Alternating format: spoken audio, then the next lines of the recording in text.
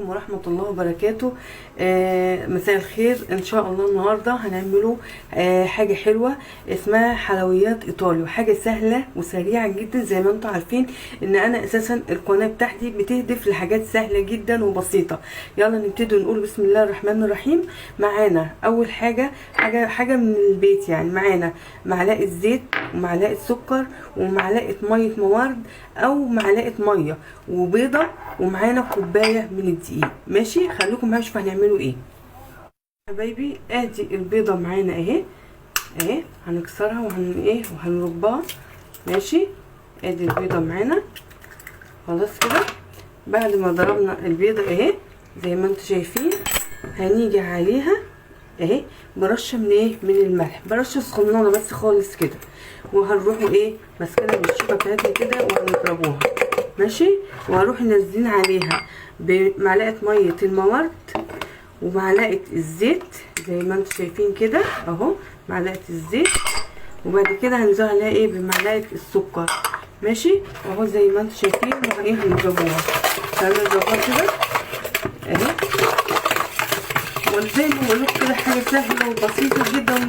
والحاجات دي كلها موجوده فين؟ موجوده عندنا في المطبخ المصري. وبعد كده هنقوم نازلين عليها بالدقيق بتاعنا خلاص. وطبعا هنروح عاملينها بايدينا، يعني مش لازم بقى لا بالشوكه ولا بالمضرب ولا باي حاجه. زي ما انتم شايفين اهو هنلموا العجينه بتاعتنا اهي. ايه رايكم بقى؟ اهي العجينه بتاعتنا خلصت، والله العظيم ما هتكمل معاكم 3 دقايق العجينه اهي. ماشي اهي، نلموها بس اهي زي ما انتم شايفين. ماشي اهي، وهنروح حاطينها على الرخامه بتاعتنا اهي زي ما انتم شايفين كده اهي، وهنلموها كلها ببعضها اهو اهو. ايه رايكم؟ بسم الله ما شاء الله اهي اهي زي ما انتم شايفين اهو، لمينا العجينه كلها اهي. ماشي يا حبايبي. وبعد هتعملي ايه بقى بعد كده؟ بعد ما عملنا العجينه بتاعتنا اهي زي ما انتم شايفين، هنروحوا مبططينها. ماشي، العجينه ديت حاجه سهله جدا.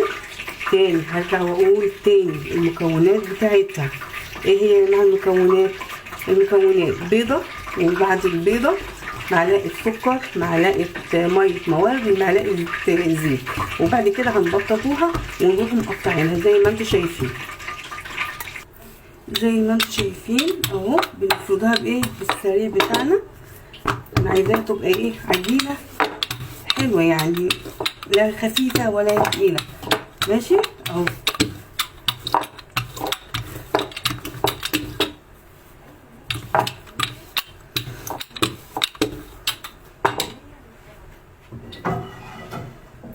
واحنا كده لسه بنعملوها، رحت حاطه الزيت على النار. ماشي، لان احنا هنحمروها في الزيت خلاص كده. هي بس كمان كده عايزينها يبقى سمكها حلو، لا هي رفيعه ولا هي تخينه.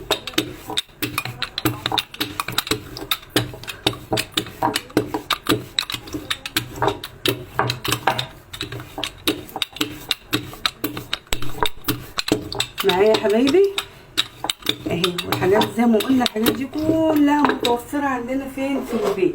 هنروح جايبين السكينه بتاعتنا اهي زي ما انتم شايفين، وهنروحوا مقطعينها اهي كده. هنقطعها بالطول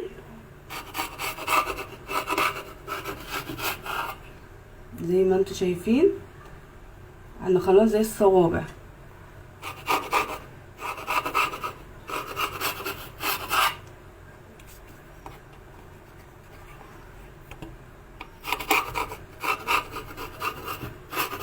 شايفين يا حبايبي؟ هقطعها كده بالطول زي ما انتم شايفين اهو. ادي كده قطعتها كلها زي ما انتم شايفين شرايح اهي. وهنروحوا حاطين الزيت على النار، وهنروحوا محمرينها، وهنشوفها تبقى شكلها حبايبي. زي ما انتم شايفين الزيت بتاعنا اهو حطيته على النار. هنشوفه كده قدح ولا لسه اهو. زي ما انتم شايفين اهو خلاص هو بيقدح اهو. هنحطه بقى العجينه بتاعتنا في الزيت زي ما انتم شايفين كده عشان ايه نحمروها.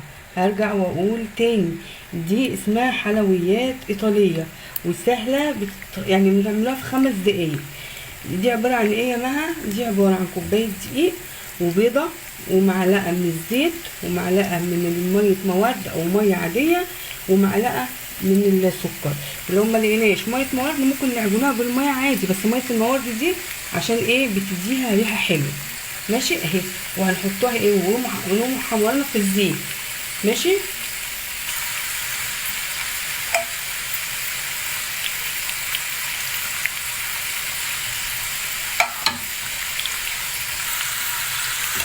اهي زي ما انتم شايفين خلاص اهي احمرت. هنروح مطلعينها. ماشي زي ما انتم شايفين اهو طلعتها. ماشي يلا ايه نعمله بقى الطاسه التانية اهي زي ما انتم شايفين برضك اهو اهي. والله بسم الله ما شاء الله كوبايه دقيق وهترمي معانا طبق حلويات تحفه وجبار اهو زي ما انتم شايفين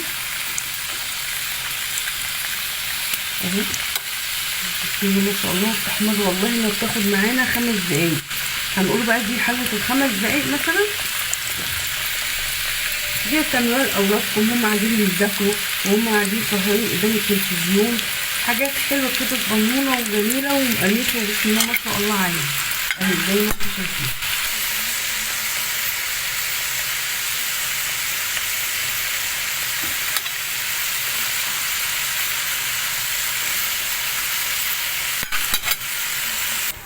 زي ما انتم شايفين اهو دي الطاسه التانية اهي طلعتها.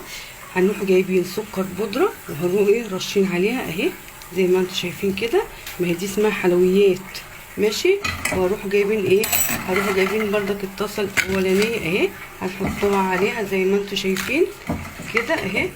ونروح بردك ايه حاطين عليها سكر ايه؟ سكر بودر اهو زي ما انتم شايفين كده اهي. هي ديت الحلوى الايطاليه اللي هي ايه؟ بالسكر. ودي كانت قصه منوعات ماما مها النهارده ان شاء الله.